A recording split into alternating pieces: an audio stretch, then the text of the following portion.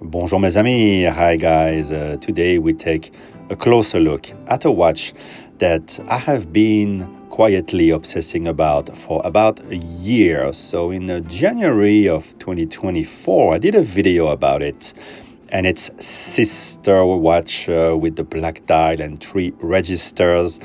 And ever since I was visiting the dealer, backwatch department, my favorite dealer here in Hong Kong, and every time I tried it on, looked at it closely, and it is in brand new condition, had never been worn.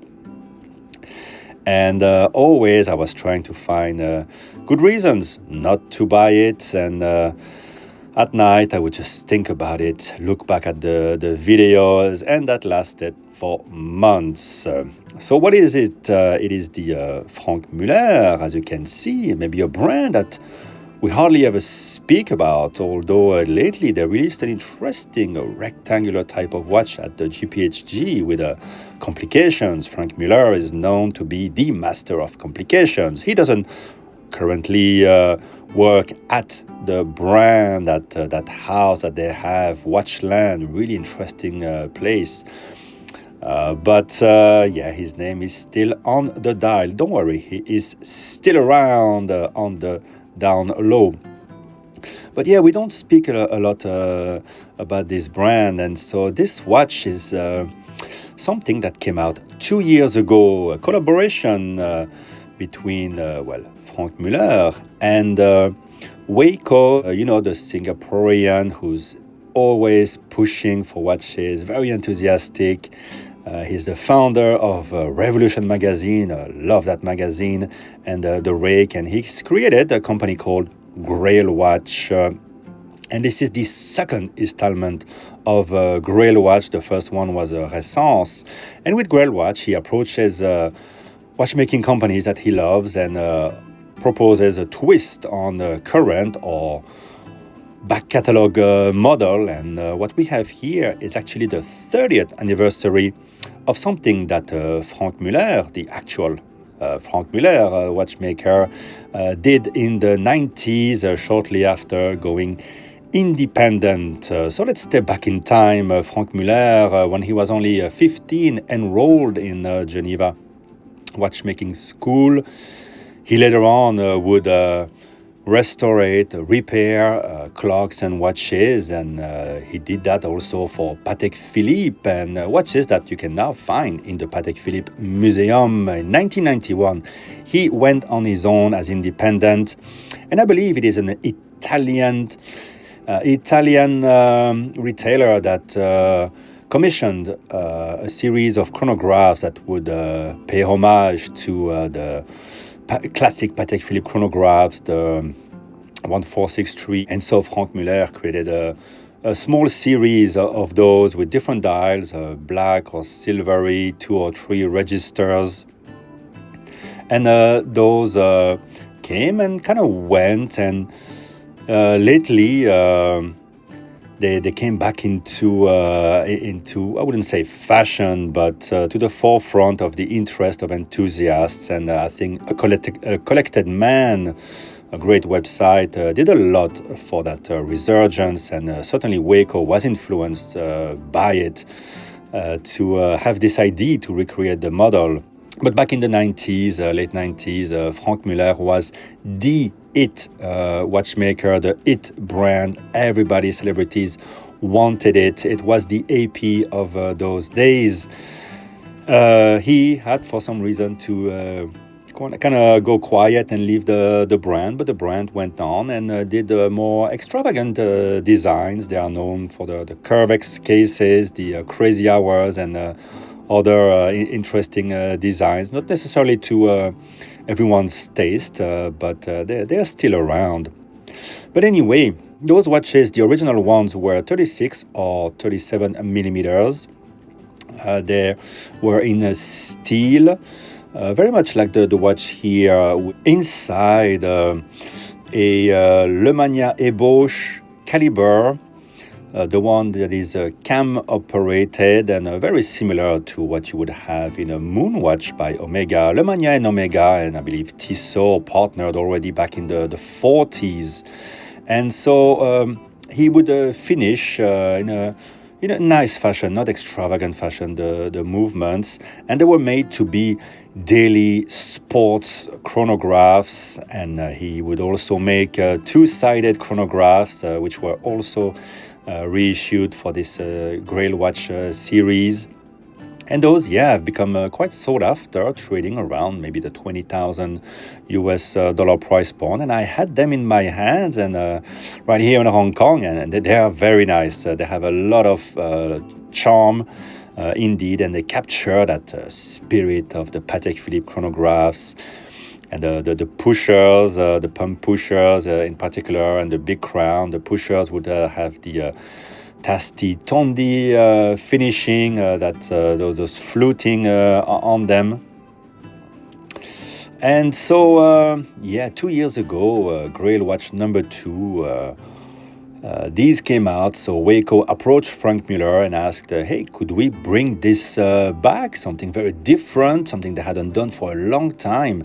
And they happened to still have about 100 Lemania ébauche movements, same as the originals, and they said, we can do about 100 watches. So they decided to do 50 two registers in this model that you see here, with the grenet, beautiful finish on the dial, the dot markers, the exquisite 6 and 12 Breguet numerals, adding extra 3-dimension to the dial. And they did 50 black dial versions, equally nice, with a 12 o'clock Breguet numerals and the 3 registers.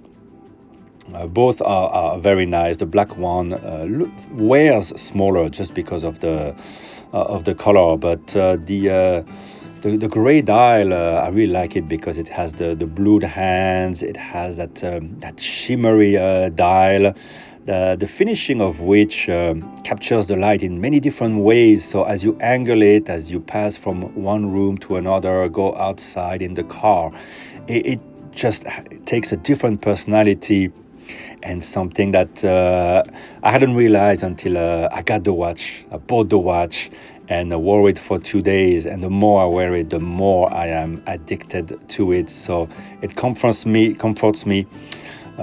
in the idea that I did well buying this one. And so Grail Watch also released the two-sided chronograph. I think some of them are still available, by the way. The pricing was, I think, a function of the time when these were released. 2 years ago, market was in a really upswing, a lot of hype, and this one here was priced at $19,500. The black one, $20,500, which is quite ambitious, but apparently it all sold out. Anyway, one of each arrived at Backwatch department, and I was mesmerized. And the price at which they were offered was actually much more agreeable. Don't you worry about it. And I kept on playing with them, looking at them, and my friend there at the Backwatch department said, hey, I can give you a good price on the either one. A bit of a payback for all the times I've mentioned this dealer in my videos. At the same time, I get so much great content from them, right? Anyway, the watch here, you got the Tasti Tondi pump pushers, the big crown. The case is sporty, but at the same time, it's a dressy watch. It's a dressy watch that you can wear every day. Sporty, dressy. You got the beautiful dial, such a classic beauty. But because it's in steel, you don't have to be precious with it. It's satinated, so you don't have to worry about the case too much. Putting a few damaged scratches into it. Yeah, this dial has sort of a bicolor dial, and the sub-dials have the concentric finishing on them, very delicately done, and it's a very small series, and the grenet finishing, that kind of grainy texture of the dial hadn't been done at Franck Muller for many years, so they had to work a lot on this, and it's a small series, which kind of also explain the price point. They had to overhaul the calibers, the Lemania calibers, refinish them, retest them, and put them together.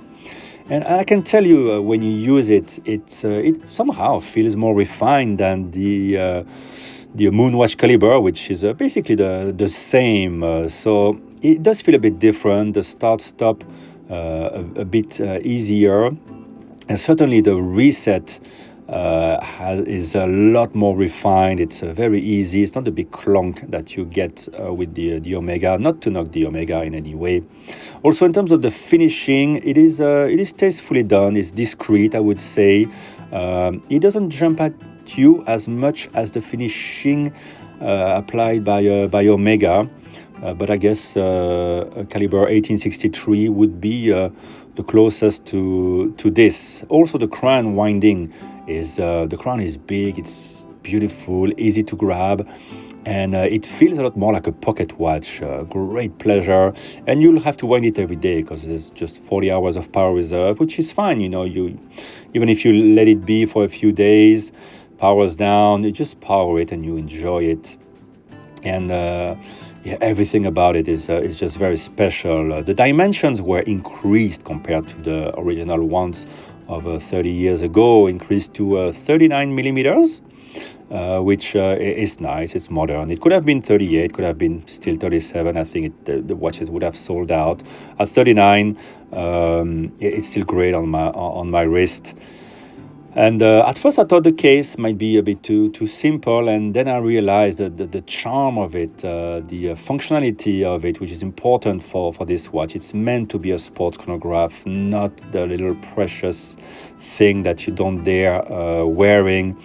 And I do like the contrast of the satination with the bezel that is polished on top. The bezel has 2 steps. And the construction is a 3-piece construction. You have the bezel, then the mid case, and the bottom of the watch. Everything just works perfectly. The proportions of every element, I think, are great. And I had a trouble choosing between the black and the silver, but the black to me was a bit too close to my Omega watches, especially since I have the caliber 321. Of course, with the column wheel of Omega. So, and this one, just the bi-compas, was just it for me. And in the end, this month I decided to purchase the watch. It was a good price. And you might say, well, it's an old Lemania. It's the cam-based one. Simple case. Is it really worth all that much for a dial and all that? But I think all the work that had to go for making a small series, and also the pleasure, after all, of having a Franck Muller on the wrist, it adds to the pleasure. It's almost more pleasurable than having spent millions on a Patek. It's really cool to have it. And the dial also mentions anti-magnetic. The watch comes with 2 case backs. Right now I have it on the open case back to see the movement, but you can also put on the closed case back, and we will probably make the watch a little thinner, so the thickness or the thinness of the watch, I see it at 12.5, although it is on the website 10.6 or something, but it doesn't wear big, and the flanks are straight, so maybe visually on the video you will think it wears a bit bigger than it really does. The more I wear it, the more I feel great about it, about the size. But it has a slightly domed sapphire crystal with no AR coating, so a bit difficult to really render how the watch feels in person. There's times when I want to take a picture and it just doesn't render at all. So trust me, there's a lot more personality to the dial than I can even render on the video. But yeah, it feels thinner, feels more like 11 millimeter watch. The strap is nice. It's bolstered. It feels super soft. Great quality. I think the color matches the watch perfectly. The spring bars are held quite high actually on the lugs, so they downturn really well and elegantly, and so the watch can be worn on a much smaller wrist than my 17 centimeter wrist. The lug width is 19 millimeters, so you'll have to go custom, and I think you should for a beautiful watch like this. If you want to have a different strap, I'd love to have a blue one actually. I think would be nice. Black would be a bit too serious. And the buckle is actually also very well considered, has a beautiful style to it. I enjoy it, and yeah, the watch just wears just perfectly on my wrist, and I've been absolutely enjoying it. And I was a bit afraid of buying it and then regretting it, because there's a lot of things you can buy for this sort of money. And Omega just released more watches recently, the Speedmaster collection that would rival this. And then I realized that this is it for me. When I look at it next to my other watches, this is what I love. And it's quite niche. It's for certain enthusiasts, but there's something about the dial, what the watch does. I love a chronograph that it's not the highest tech, the latest tech. There's no date. It doesn't have a particular accuracy. The original ones were actually COSC certified, I believe, most of them. This one is not. I think it runs a bit fast, but it doesn't really matter, to be honest. It's such a pleasure, and it goes to show that we compare specs and we want the latest and greatest, and long power reserve and certifications and whatnot. And then a watch like this just takes over your heart, and you understand also the passion for the vintage chronographs of Patek and other brands, and the pleasure that it is. And having one that's made with modern build, it is great. So yeah, congrats to Waco for the success of Grail Watch. Thank you to him for having this idea of bringing this back, making available. I think that the pricing, well, it's sold out, right? So it's great, but it was made in reference to the pricing of the original where they trade at the moment. So anyway, if you got one, just enjoy it, and that's what's important. And I really need to stress that this is a watch that I just want to wear. I don't want to babysit it. It has to be worn. It's just so perfect on the wrist. 39 millimeter, my favorite size, my favorite complication, and it's actually great for me that for once I didn't jump at the chance to buy it. I waited a full year before I made the final decision. And it's much more rewarding, and that can be the subject of a different video, different conversation, but the reward of it, and I think that's how it should be. And with watches, we got accustomed these days to getting instant gratification, getting everything, buying things online, rushing to buy everything, and then you realize you don't really love it. Here I had a lot of time to think about it, and right away my love for it grew, and as I'm wearing it, I'm really loving it. So maybe not for everybody, but definitely for me. So big thanks actually to Backwatch Department. So check them out, backwatchdepartment.com. The black version is still available. I'll be honest, I am tempted to buy it as well. If only I could move something else, sell a couple of watches, because I love these so much. They are really that good. So congrats to Waco, congrats to Franck Muller, and thank you to Franck Muller for making this the right way. There's no shortcut on this. It is really well done. So gives me more appreciation for the brand actually, and for the watchmaker, of course, who's quite the character.